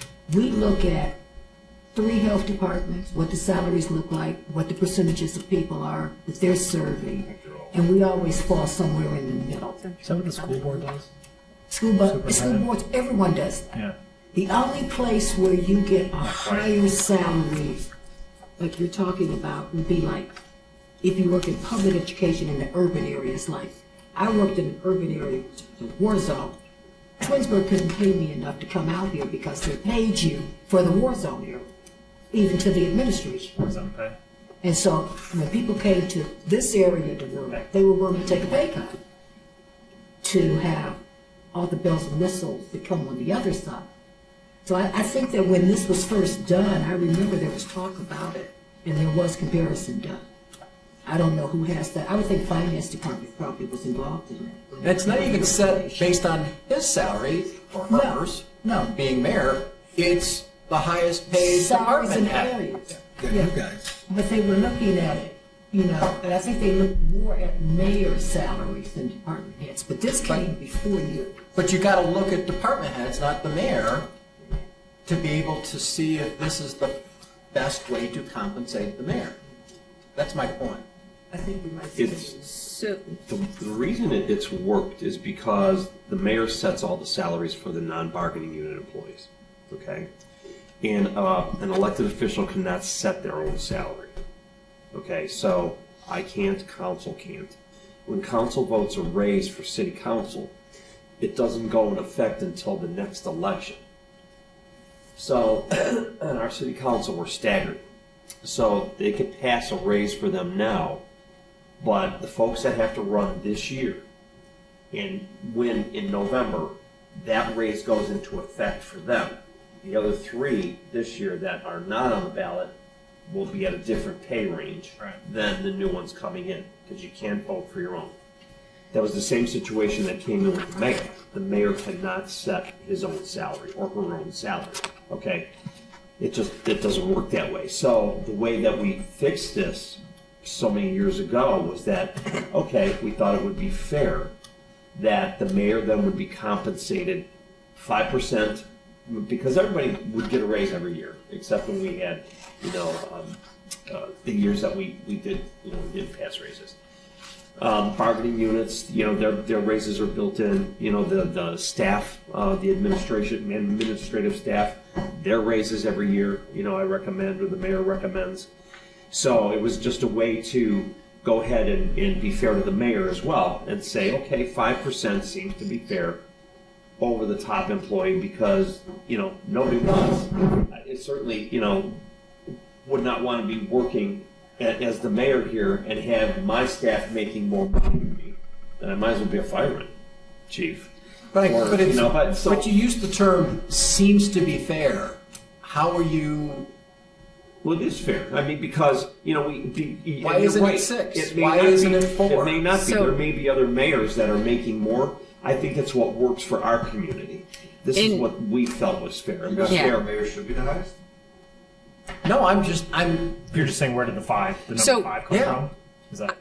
I can look to the minutes, but this just changed this last round. Yeah, we're going to go with 5. So this just changed in 2018. Prior to that, it read, when the salary of the mayor as established by ordinance is the highest salary paid to any city employee or official, council shall have no authority to raise said salary by more than 7%. Council shall not reduce the mayor's salary. So the power was with council prior to. And council also sets salary ordinance. But instead of being the 7%, they reduced it to the 5. Raise it up to 7, and it was changed to 5. Which we believed was fair. I got you. Yeah, they took it down from 7 to 5 and changed that wording. And I can look into that a little bit more Because for you guys for the next round. Myself. No, but if the highest paid department head is he or she part of a bargaining unit? No department head is. Okay. Yeah. She said yes, you said no. I said no department head is. Yeah. Or at will. Yeah. They all fall under They the serve mayor. the pleasure of the mayor. I will say that, in my experience, that's a pretty common mechanism.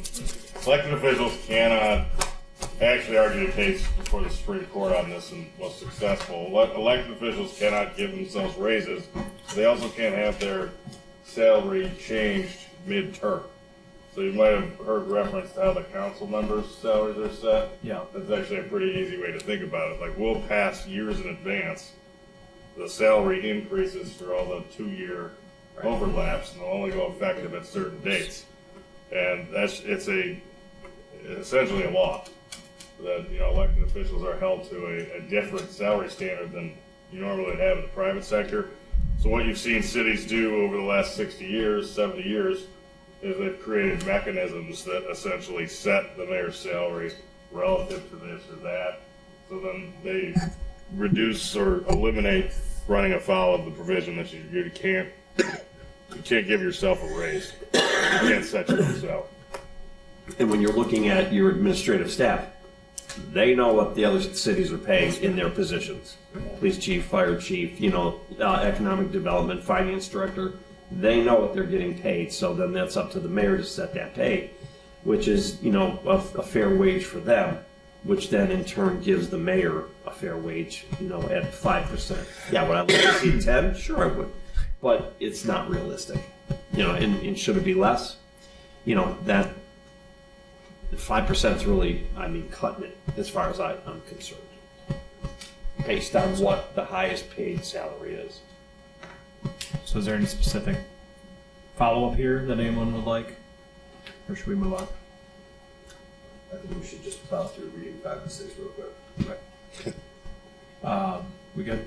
Article 5, City Manager, Editor's Note. Article 5 is repealed by charter amendments passed November 3rd, 1981, which established the mayor as chief executive officer of the city. Good. Article 6, Finances. Section 6.01, Limitation on Rate of Taxation. Power of council to levy taxes shall be subject to the limitations, requirements, and allowances provided by the Constitution and laws of the state of Ohio, which shall include the right to levy taxes for all purposes of the municipality without a vote of the people, which shall not exceed or accumulate beyond a maximum of 2 mills on a dollar of assessed valuation for 1 year only, and which shall include the right to levy taxes upon such other subjects and for such other purposes that are lawful under the Constitution and laws of the state of Ohio, becoming effective January 1, 2021. Amended November 7th, 1972, November 3rd, 2020. Discussion, questions? The reason is 2020, not 2018. Remember, that was a vote that went out a couple of years ago.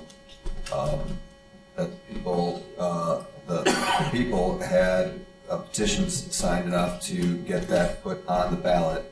Yep. Limiting the power of city council to only 2 mills, and it passed. Okay. And so that's why it's amended 2020, not the last charter review committee meeting. Pretty good there? Section 6.02, Salaries and Bonds. Council shall have the power to fix the compensation of its members, that of the mayor, and the members of any boards or commission of the city, whether elected, appointed, or chosen. It shall establish bonds of the clerk, the mayor, police officers, and other officials or employees, as may be determined by the council for the faithful discharge of the duties of the office. Premium on any bond required by the council shall be paid by the city. Compensation of each member of council shall be uniformly fixed by the council, and no change in compensation shall take effect unless approved by the council more than 120 days prior to the commencement of the term to which such change applies. No elected official shall receive compensation for serving in multiple capacities, except council may grant additional compensation to its president. Amended November 7th, 1995. Anything there? One that failed. Isn't this the one that it failed in 18? 6.02, yes, did fail significantly. What was the change? What was the? Yeah, I don't remember that one. One moment. Why do you read up 603? Let's keep reading while she. 6.03, Contracts and Purchasing. The mayor may, within the amounts and items appropriated by council, make purchases and enter into contracts on behalf of the city involving total project expenditures not in excess of that amount authorized to be spent by the limitations of general state law, which may otherwise be provided by ordinance of the council. No purchase or contract involving an expenditure for more than the limitations of general Ohio state law shall be made except when the lowest and best bidder is determined by council after advertising for bids for a period of at least 2 weeks in a newspaper, general circulation within the city, provided, however, the council may authorize contracts for personal services without advertising for bids, and the council may authorize purchases or enter into contracts involving a total project expenditure of more than the limitation of general state law without advertising for bids if it determines and declares by an affirmative vote of 5 members that an emergency exists and sets forth the nature of an emergency in its minutes. Amended November 13th, 1981. So I have a couple.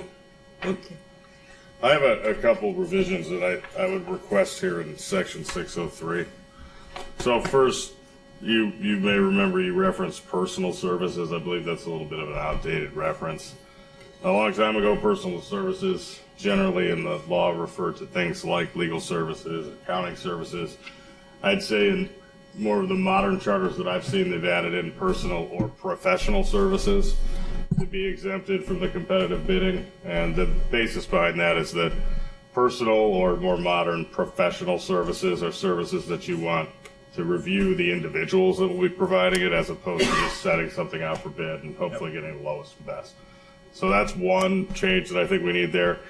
Two, another thing that's come up as of the last 10, 20 years, joint and cooperative purchasing. So what I like to see is just put it in the charter that the city is allowed to, without the restrictions of competitive bidding, move forward with joint and cooperative purchases. So I have some language on both of those fronts that I'd like to bring back in red line. That would eliminate the need for council to pass separate authorizations to participate in some of the joint and cooperative purchasing programs. Most notably, ODOT, Ohio Department of Administrative Services, they bid out on a massive scale. Yeah, that's like the state bid. Yeah, exactly, state bid. We take advantage of that. So one way to kind of clean things up, throw it out in the charter, make the exemption clear that if you're using that, you don't need to do a separate individual bid, just like professional services. So I'd like to add those two things in there for your consideration. The only thing I have is my background was all government contracting. Yeah. So the language, except with the lowest and best bidder, now the government uses, either they use the, some of the new terminology is best value. Best value, or lowest and most responsive. Yeah, lowest responsive bid or best value. Because I recall a couple years I sat here, we had to bid on the first roundabout. Yeah. And the lowest bidder, the second lowest bidder challenged the lowest bidder, and you might recall. And so the council voted for the second lowest bidder, and lo and behold, we ended up going back and having paying him more money to get it done. And that stuck with me because I get audited by the DCA all the time. Yeah. And I don't like this language. I like to maybe put, best value or something, because then you can, that's a term of art that we use in the legal term in government contracts, so that has a meaning. Yeah. And so we can, we can take it, define that. Yeah, we can take a look at presenting the different bid. I think you can also do lowest, best, and most responsive.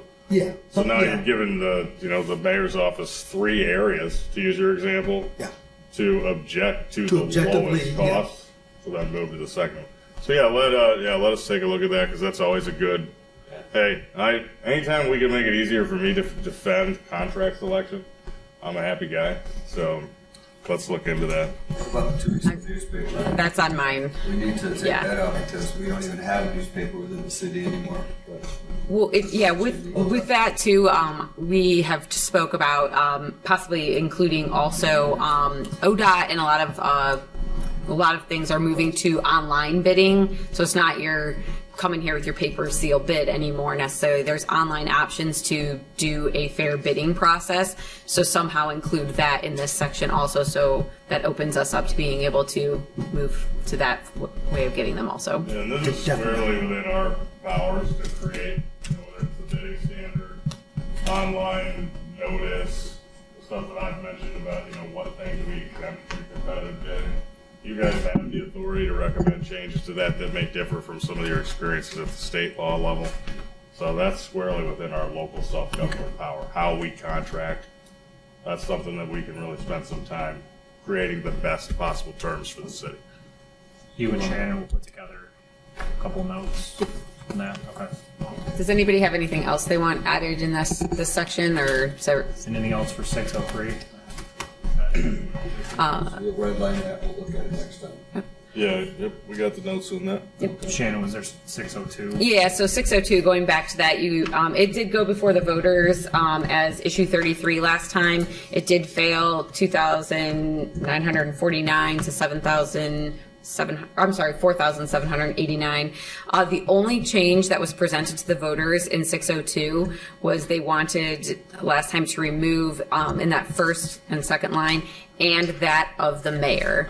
So the voters essentially wanted council to still maintain the power to fix the compensation of the mayor. So, and they do that via the other section in passing the salary ordinance. So.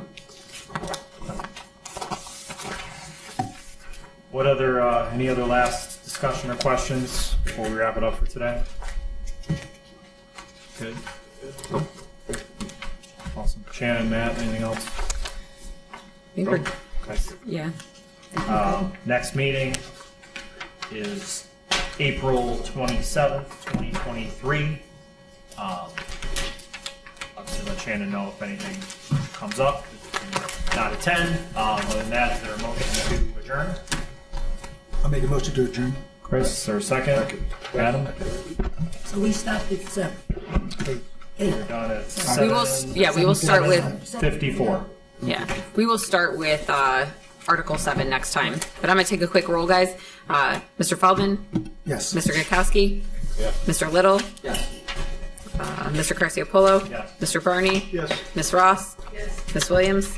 Mr. Smith? Yes. And Mr. Costello. Does that have to be